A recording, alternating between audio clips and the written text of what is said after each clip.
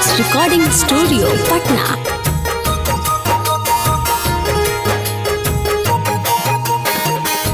हे भगवान उपकार को कराते मर देती हमके साथे अगिया में जराते अखिया के सोझा जन के उठता टेरते अखिया के सोझा जन के उठता टेरते।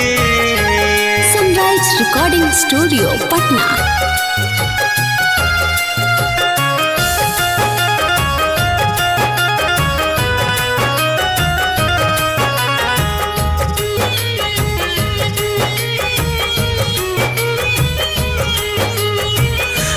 मरे पमरते मरते गईली उमर हो दिलवा में हमारा बनाई के घर हो।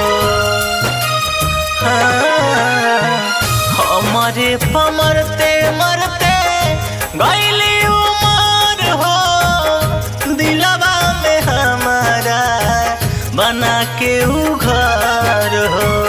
उन्हीं के खातिर भले सब से बिसरते उन्हीं के खातिर भले सब से बिसरती अखिया के सोझा जन के उठता टेरती अखिया के सोझा जन के उठता टेरती।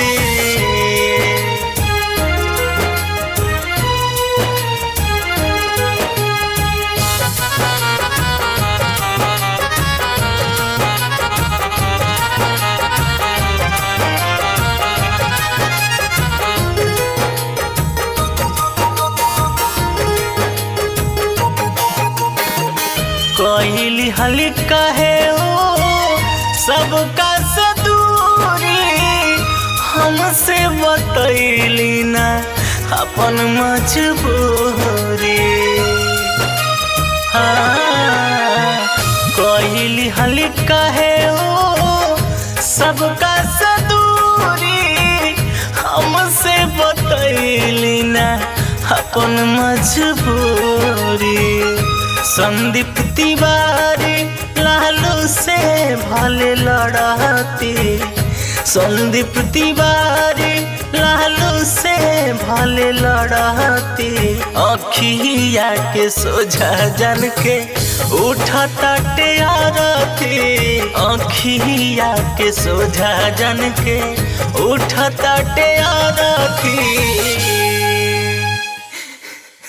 Sunrise recording studio Patna.